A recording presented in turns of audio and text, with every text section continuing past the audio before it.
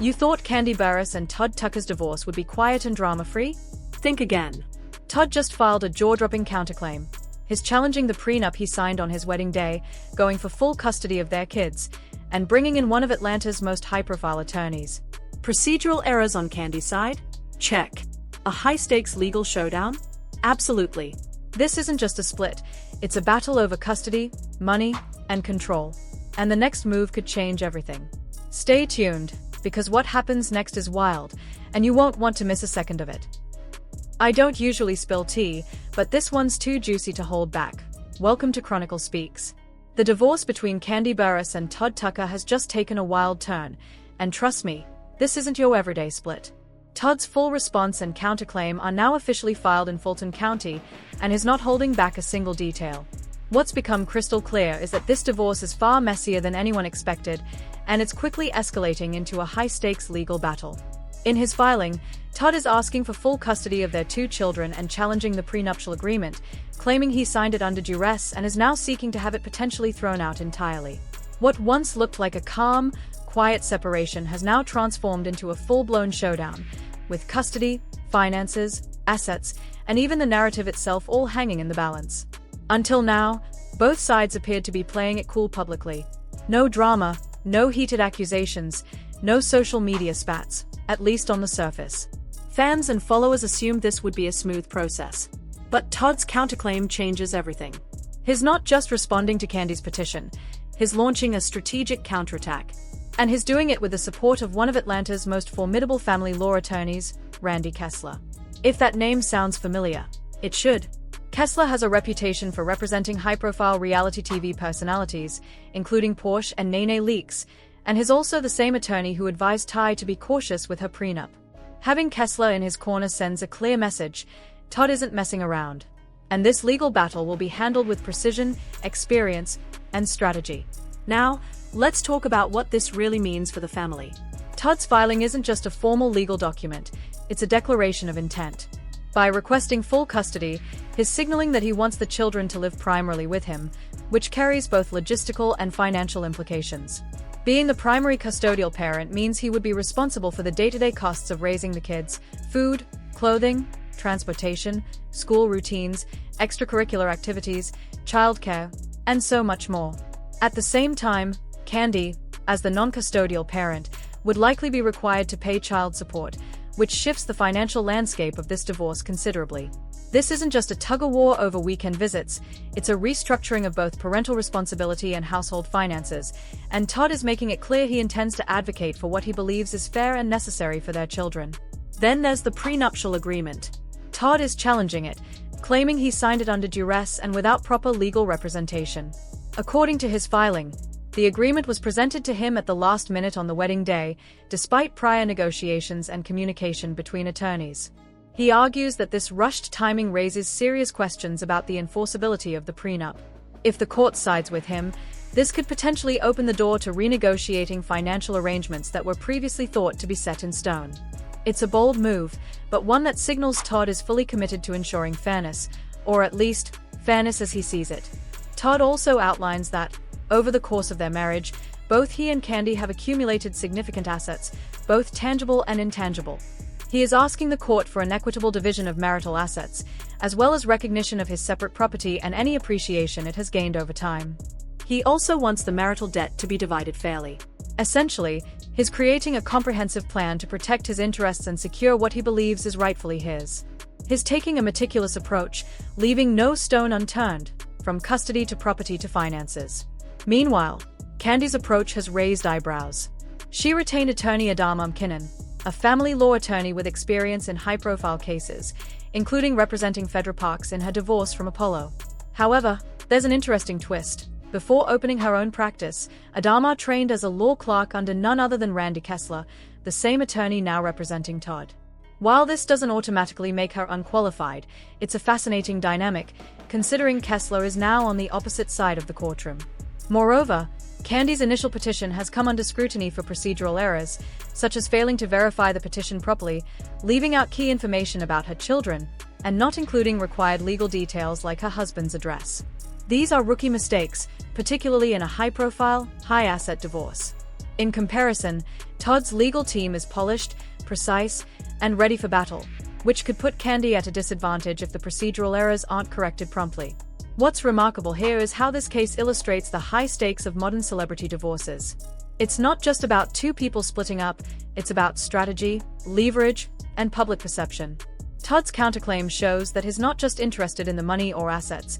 He wants custody, control, and to ensure the process is handled by someone who understands the intricacies of high-profile family law.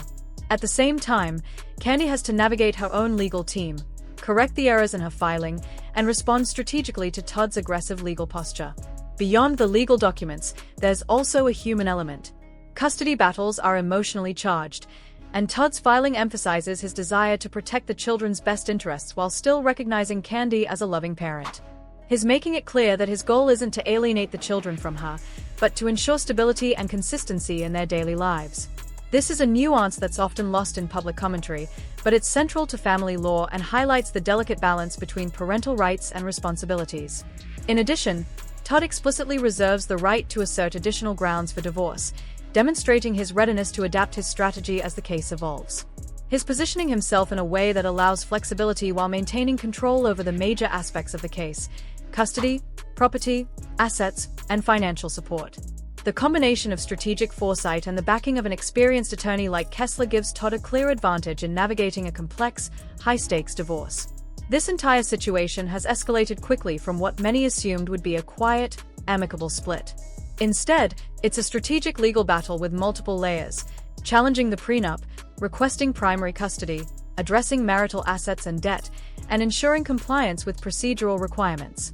Both parties are represented by skilled attorneys, but the contrast in their current filings suggests that Todd's side may have come more prepared for a full-scale courtroom confrontation.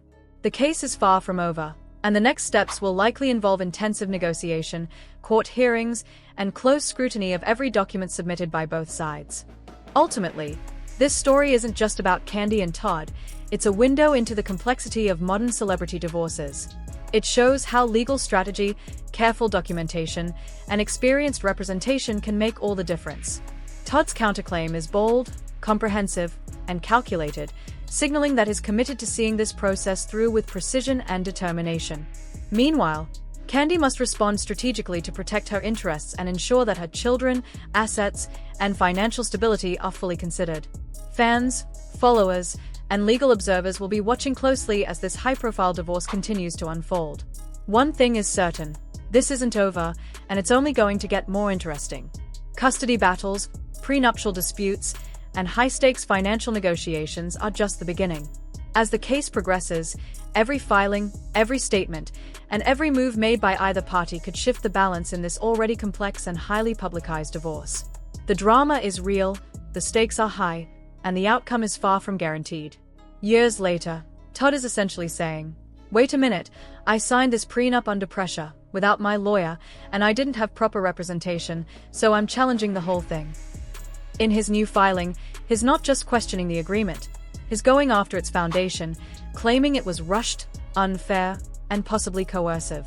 Courts often raise an eyebrow when a prenup is presented on the wedding day, and Todd is leaning into that point hard. To give context, Todd Tucker and Kais Tucker were married on April 4, 2014, and on that same day, a prenup supposedly prepared by Kais' attorney was handed to Todd without him having counsel. Although there had been some prior communication about a prenup, Todd now emphasizes that the circumstances were problematic. Currently, their children live with Todd in Georgia, while Kai's out-of-state work keeps her away for several months. The couple has tried to work together to resolve issues, and Todd says he remains committed to those discussions in good faith. However, if a full agreement cannot be reached, Todd is seeking primary physical custody, joint legal custody, and final decision-making authority, while still allowing Kais substantial and meaningful time with the children. He makes it clear he sees Kais as a loving and capable parent and hopes discussions can resolve all matters. Importantly, child support is based on physical custody, not legal custody. So by requesting primary physical custody, Todd is also aiming to shape the financial responsibilities tied to the children. With Todd requesting primary physical custody, the implications are significant and go far beyond simply deciding where the children will sleep at night. Essentially, if the court grants him primary custody, it means the children would live with him for the majority of the time. This is not just about logistics, it carries real responsibilities and a substantial financial commitment. Todd would be responsible for almost all of the day-to-day costs associated with raising the children. That includes basic necessities like food, clothing, and shelter, but it also extends to transportation, school expenses, extracurricular activities, medical care, and even childcare when the children are not in school. Every little detail of their daily routines, from morning breakfasts to bedtime rituals, would fall largely under his care. This level of responsibility requires meticulous planning, time management, and emotional energy, and Todd is signaling to the court that he is prepared to handle it. In return, Kandi, as the parent without primary custody, would typically pay child support to Todd. Child support is calculated based on a number of factors, including the amount of time each parent spends with the children, their respective incomes, and the cost of raising the children. By requesting primary custody, Todd is not only seeking to have the children live with him, but he is also aiming to adjust the financial dynamics of the household in a way that reflects his new role. Child support isn't just a paycheck. It's meant to ensure that the children's standard of living, education, and overall well-being are maintained, regardless of which parent they reside with most of the time. It's a legal mechanism to balance the responsibilities of both parents, and in this case, it also reinforces Todd's position as the primary caregiver in the eyes of the law. Now, let's talk about the legal muscle behind this move. Todd's attorney, Randy Kessler, is widely regarded as one of Atlanta's most experienced family law attorneys. Kessler has a long history of handling high-profile cases, particularly in the reality television world, having represented names like Porsche and Nene Leakes. He brings not just legal expertise, but also strategic thinking and a deep understanding of how high-stakes divorces are played both in the courtroom and in the public eye. When Kessler files something, it's not a simple procedural step, it's a calculated move designed to maximize his client's position. In this case, Todd's filing doesn't just request custody. It also highlights flaws in Kandi's original petition, strategically putting her on the defensive from the very beginning. One of the key points raised in Todd's filing is that Kandi's divorce petition is procedurally flawed under Georgia law. Filing a petition is not just a formality, it's a legal requirement that sets the foundation for the entire divorce case. According to Todd's attorneys, Kandi failed to properly verify her petition under oath, which is a crucial step in Georgia. Verification under oath essentially means that the petitioner formally swears that all the information provided in the petition is true and accurate. It's a safeguard against misinformation or intentional misrepresentation. By skipping this step, Kandi's petition is immediately vulnerable to being questioned, challenged, or even rejected on a technicality. It's not just a small oversight, it's a procedural gap that could have significant consequences as the case moves forward. Additionally, Kandi's petition apparently failed to include several mandatory pieces of information. For example, she did not list the exact date of her marriage to Todd, which is a requirement in a divorce petition. She also omitted her husband's last known address, another legal necessity, as well as the names and ages of their children. These may seem like small details to the casual observer, but in legal terms, they are foundational. Every item in a petition matters because the court relies on that information to establish jurisdiction, verify identities, and ensure that both parties' rights are properly protected. Leaving out such details opens the door for Todd to question the sufficiency and validity of her filing. In simple terms, Todd is asserting that Kandi's paperwork is incomplete, legally insufficient, and does not fully comply with Georgia law. By highlighting these procedural flaws, he is setting the stage to potentially delay the proceedings, demand corrections, or even challenge the petition entirely. This move isn't just about pointing out mistakes, it's about gaining leverage. In divorce proceedings, especially those involving custody and high-value assets, procedural errors can be used strategically to shift the balance of power, buy time for negotiations, and strengthen one party's negotiating position. Moreover, Todd reserves the right to challenge the petition's validity entirely. This means that if the court finds the petition insufficient, Kandi could be required to refile, address the missing details, or face other legal consequences. Each of these steps could slow the process and create additional pressure on her legal team. From a strategic standpoint, Todd is using every tool at his disposal to ensure that his rights as a parent and his interests in the marital estate are fully protected. Beyond the technical legal points, the filing also sends a message about Todd's seriousness and preparedness. By focusing on custody and procedural compliance, he's showing that he is committed to advocating for his children's best interests and ensuring that every legal standard is met. This is not a casual response. It's a calculated strategy designed to establish control, protect his position, and make it clear that he intends to see this divorce through with precision and thoroughness. In conclusion, Todd requesting primary physical custody is far more than a statement about where the children will live. It carries financial implications, legal weight, and a strategic component that signals he is fully engaged in the proceedings.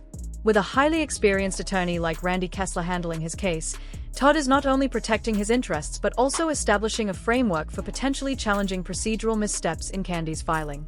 Every element, from daily responsibilities to child support, from missing petition details to legal strategy, is part of a larger, carefully considered plan.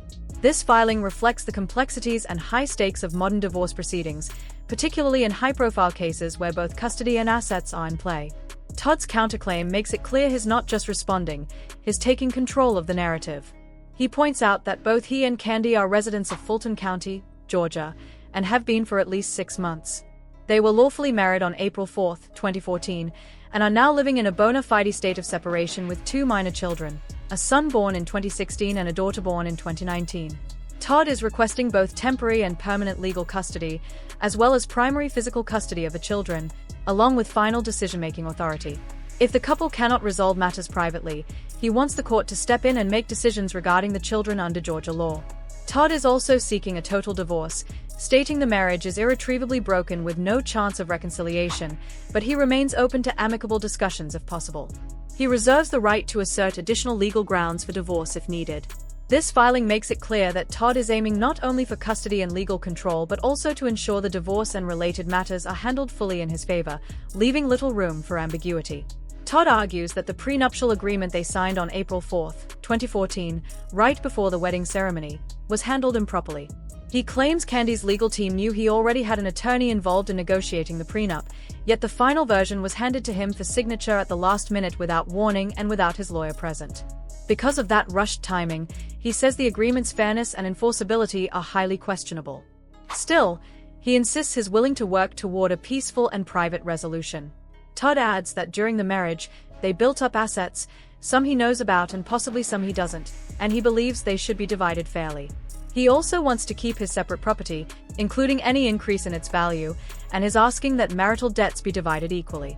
He further requests that neither of them move money, sell property, or hide anything until the divorce is settled to ensure everything stays transparent. Finally, Todd notes that if the prenup ends up being ruled invalid, he should be entitled to financial support as well, meaning both child support and potentially alimony. Todd's team has been meticulous, but Kandi's side has raised some eyebrows.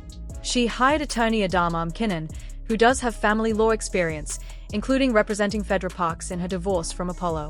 But here's the twist. Before opening her own practice, Adama trained as a law clerk under Randall Kessler, the very attorney now representing Todd. That connection doesn't automatically make her unqualified, but when you see mistakes in Kandi's petition, like missing required information and failing to verify the document, it's concerning. Those are rookie errors, especially in a high-profile, high-stakes divorce involving millions, children, a prenup challenge, and a seasoned opponent like Todd backed by Kessler. It's almost like one side came fully armored for battle while the other didn't anticipate this turning into a full-blown legal war. Kandi's wealth, visibility, and assets make these errors risky, and Todd's team is precise and ready. At this point, the stakes couldn't be higher, and the story is far from over. What do you think about everything unfolding between Kandi and Todd? Drop your thoughts in the comments. And before you go, make sure to subscribe, like, and hit the bell so you don't miss any updates on this story or my latest episodes.